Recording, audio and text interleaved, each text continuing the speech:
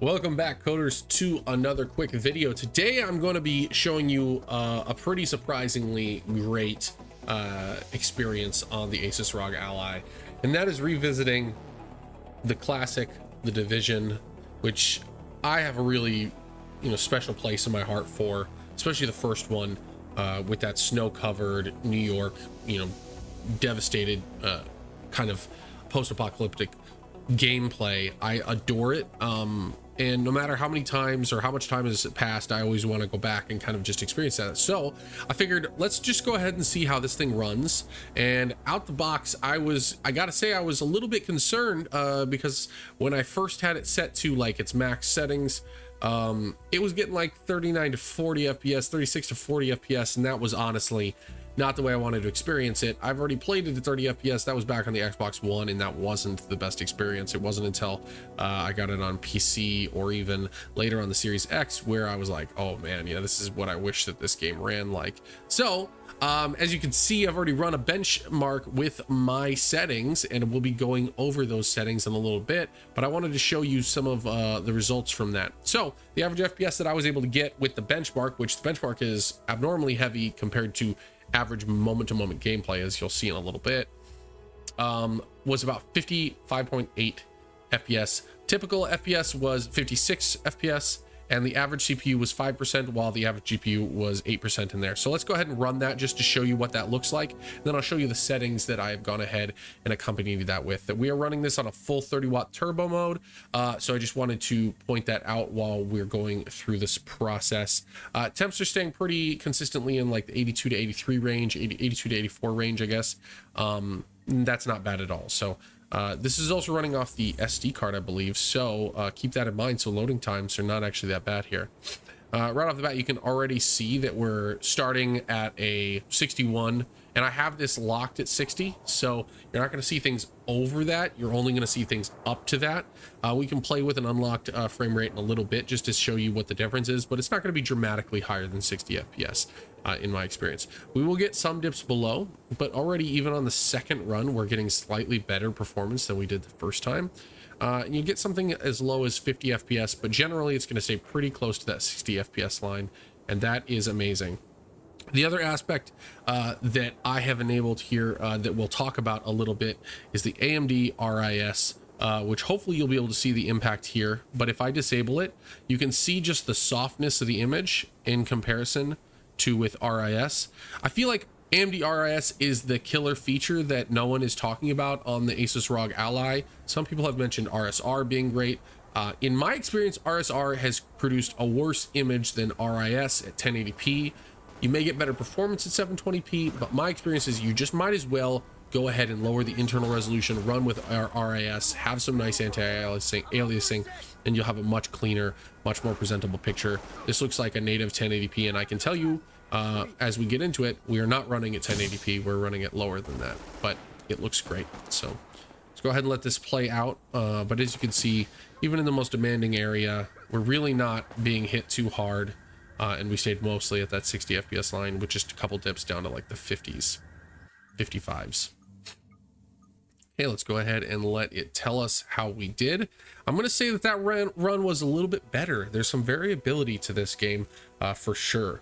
If you are concerned with temps, there are ways that you can do that with your own possible settings. Yep, we did get a little bit better FPS there, and overall utilize the GPU 1% more. So I think that's the big difference there. So let's go ahead and dive into the visuals here that I have. No, not the visuals, the video settings, and then the graphics settings that I have it set up. First off, you're going to want to start in Windows full screen. For some reason, this game will always launch in windowed mode for me, which is not ideal. So windowed full screen, setting it at that panel resolution of 1080p, which I do have the settings set for. Refresh rate's 120 hertz. Monitor is just enabled. Do not enable reduced latency, just because that'll hit the CPU harder. In my experience. And yes, do the DX12 renderer. That will give you some options that you don't have without it. It makes it much better. You're gonna have to do some restarts. Here are my custom settings that I have going on. So we're actually gonna turn VSync mode off. I'm not 100% sure why that was on auto. That's not how I had it last time. I'm gonna go ahead and save that just in case. Frame rate limit is custom, and I have that set to 60. This is actually good for this game. Running without a frame rate cap can cause some syncing issues that I've found, which is a very interesting one. It mentions it even here. Limit the frame rate to achieve consistent graphics and network performance. It prevents jitters when aiming, shooting, and moving due to frame rate fluctuations. I do notice that. Shadow quality I keep to high. This is a game that has a great shadow rendering stuff, but I keep shadow resolution to medium so that you can save on some performance there. Spot shadow count is high. I have not messed with that. We probably could get a little more performance there. Spot shadow resolution is high. Contact shadows are sun low. And then post FX is SMAA 1x low. And we have temporal AA as super sampling. This is different than stabilization. Super sampling looks a lot better, but does impact the performance a bit. This allows us to lower the resolution scale further, which is extremely important. So resolution scale, we're running at 75%. I'll also show you a 15 watt performance mode version that will allow us to, you know, lower that TDP. So when you're playing on battery, you can get a little bit more time. You probably won't be running at 60 there.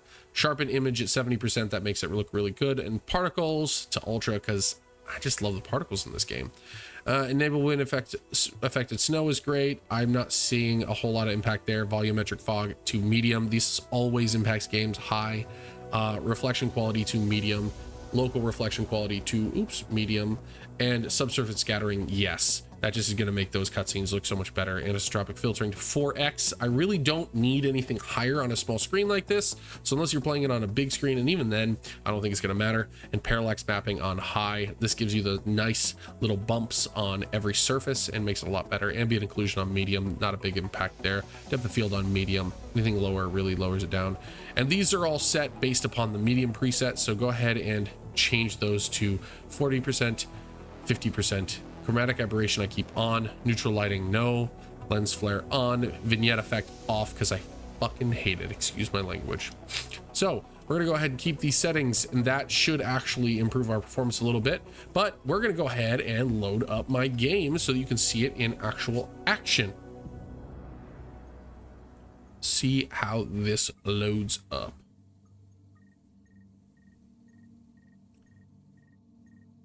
What you'll see is that temperature fluctuation will hit the most when CPU hit, not GPU hit.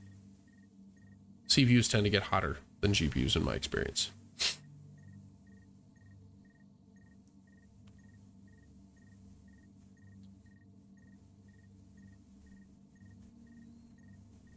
Here we go, and we load it up nice and quick. So as you can see, the image is extremely pleasing. And this is while I'm not in the most demanding area, I'm inside.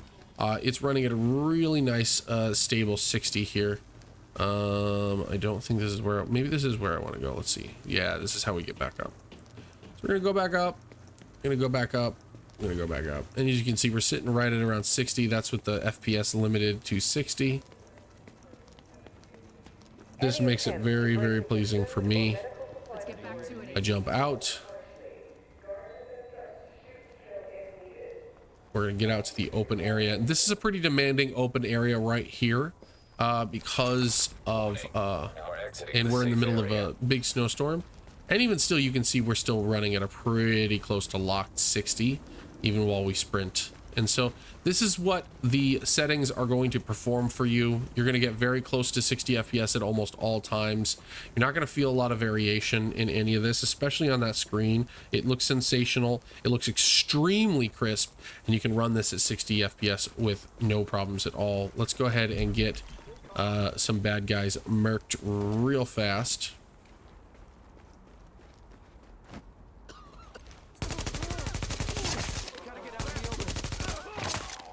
Killed both of them. Still two more coming. Oh, they were doing some sliding. You look like you got some gas.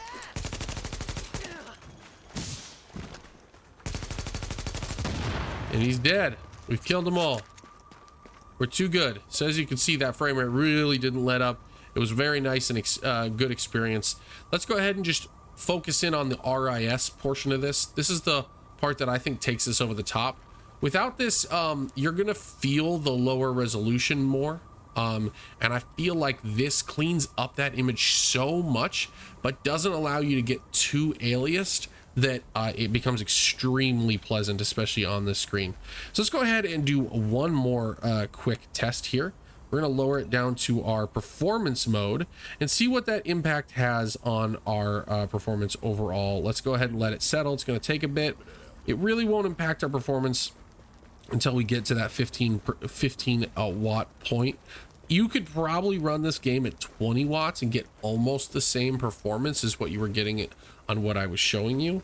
And on that screen, you're not going to feel anything if it's between 48 FPS and 60 FPS. We're going to have to wait about 2 minutes before that fully fluctuates back down to 15 watts because it has that boost built in. And it will very comfortably sit at that 20 watts for a bit. You can already see the temps are lower.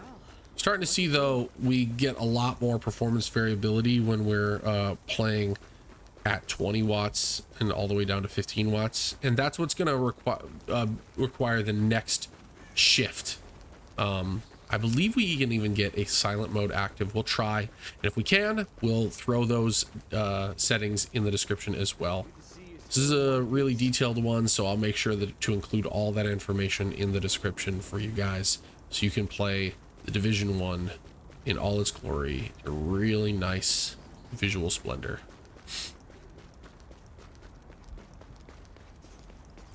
Try to build my settings around what's the best settings for the visuals versus the performance, because games like this, if you lost the visuals, there's not much point to playing this game, because the visuals really sell the environment so dramatically. And so it's very ideal that we make sure that those match the high levels that we expect from it. Very attractive game. Anything in here? So we're just looking around in here. As you can see, for the most part, though, at 20 watts, you can get pretty close to that 60 FPS line. And on the screen, it definitely hides a lot of the VR, the screen tearing and the stuttering that you get from stuff like that.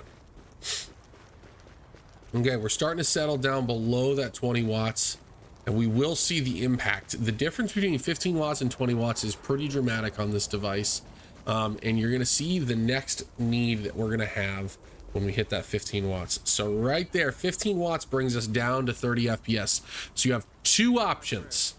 Do we cap it at 30 FPS and just play like this, keep the visual splendor, but play at 30 FPS?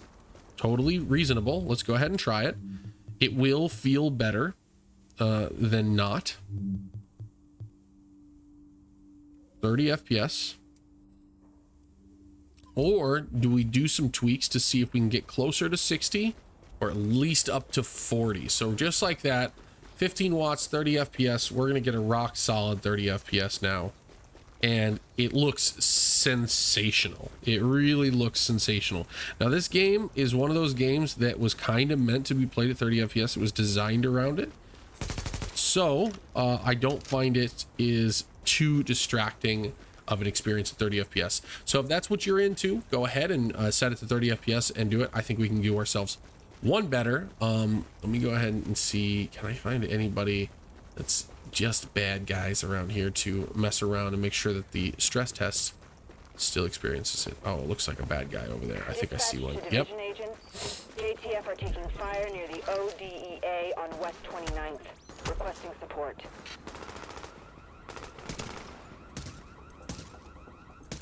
Oh, there we go. Got a headshot.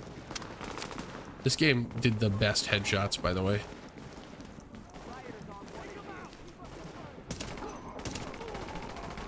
Okay, so we're doing just fine. We're not getting any dips.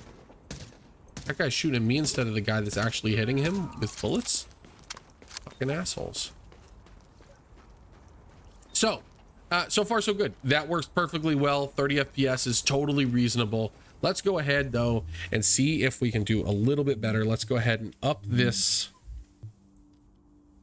FPS limit to 60 so we have some room.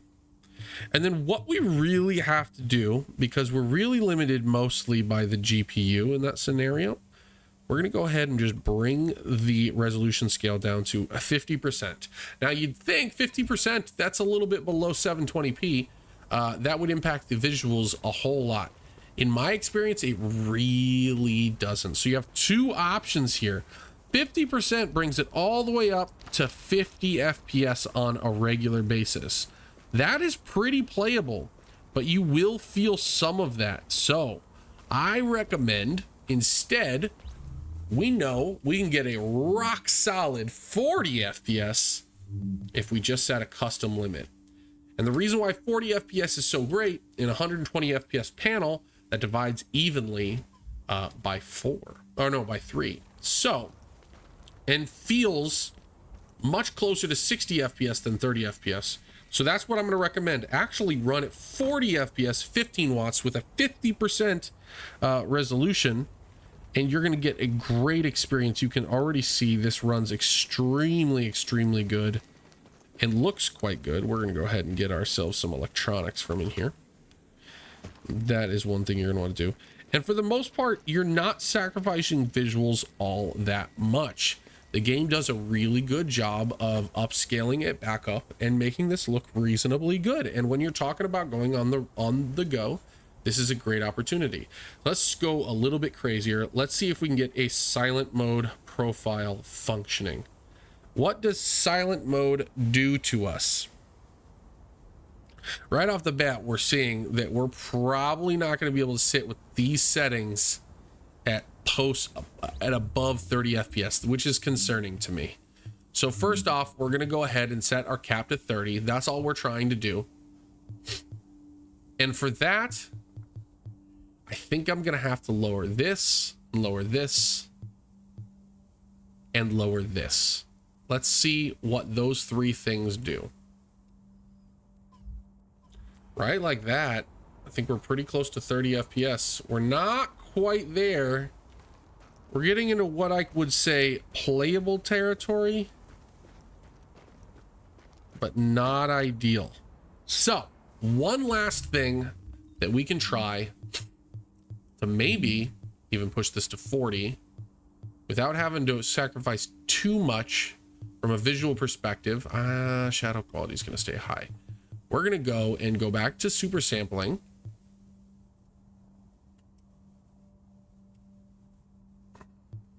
Oh, so something in there didn't want to save. So we're going to switch to full screen and we're going to go to 720p. Let's see if we lose too much out of this. Oh, we're going to not have a nice visual makeup here.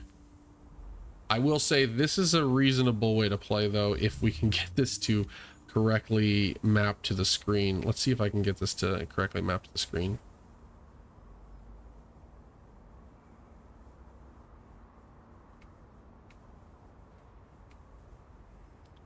It's freaking out right now, guys. I'm gonna not recommend anyone tries to run this at silent mode, if I'm being honest. I think this game is a little too advanced for it, but we're getting killer temps at silent mode, so I don't know. Let's see if that display change fixes it. Not sure it's going to actually take. Oh, and then it switched back because I've clicked it too many times and we're getting delays. One thing I'd recommend is try to change these before you go to silent mode. It can affect things. Let's go do one more time, switch down to 720p, see if it reflects. Okay, so we're at 720p. The problem is that now I'm gonna have to restart the whole game. So let's quit the game. Try to restart. See if we can get this to function. I know we're pushing it to its limits, but this is what we do here on the channel. We try things to see if we can go that extra mile. Let's go ahead and get this back up and run it back.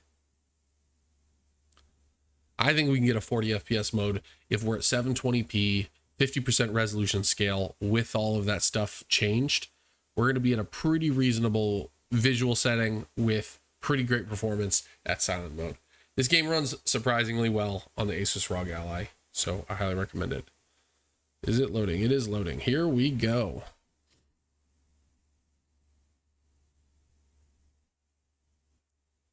Oh, it went back up to turbo, so we need to go back to silent.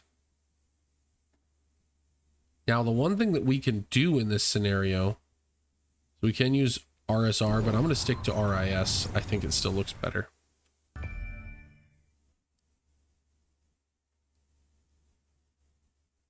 One thing I think that the ASUS ROG Ally can do better, though, is the balancing of its GPU clocks to its CPU clocks. I find oftentimes it's overclocking to 2700 megahertz, 2800 megahertz for the CPU when it's being used by 10% of utilization. Meanwhile, the GPU is sitting at 800 megahertz even when it's being utilized heavily. It doesn't really overclock itself super effectively in that 8-watt profile. So looks like we're at 40 FPS on the screen, which is great. Let's see if we can get in there and make it look good. We will try a 75% resolution scale, and if that can be at 40 FPS, we'll be in a golden spot, but I don't think we will be able to pull it off. I would like to see more performance out of the 10-watt realm, 7-watt realm, things like that on the device. I'm not sure if we can get there with it being a Windows device. I bet you, though, if they could install SteamOS, we'd have very similar performance to the Steam Deck. Here we go. And we are almost there. Load. Okay.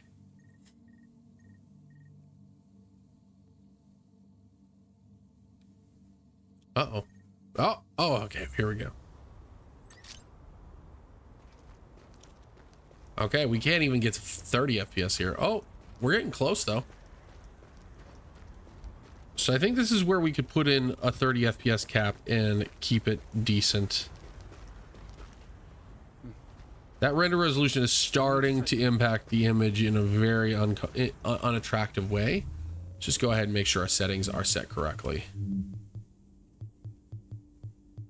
Custom limit, we have all that stuff. Yeah. Let's just see what that does. And let's lower this to 30 FPS limit.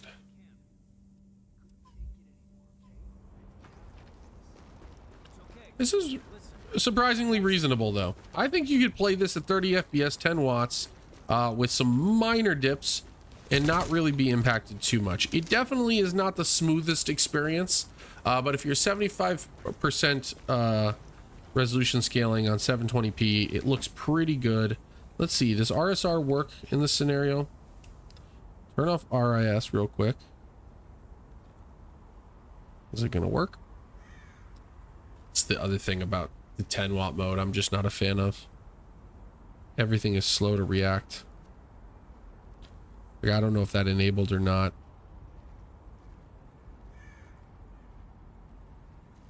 Okay, turn it off. Turn it on. There's definitely an impact. Okay, so that definitely improves the visual performance. Let's see what RSR looks like.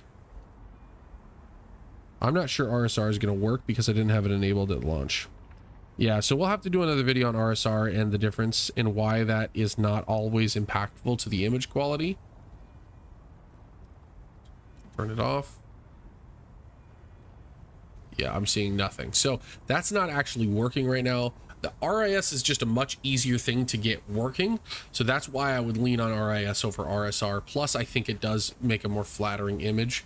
Overall, I think you're going to get away with some pretty good performance, some pretty stable performance at 30 FPS with these settings.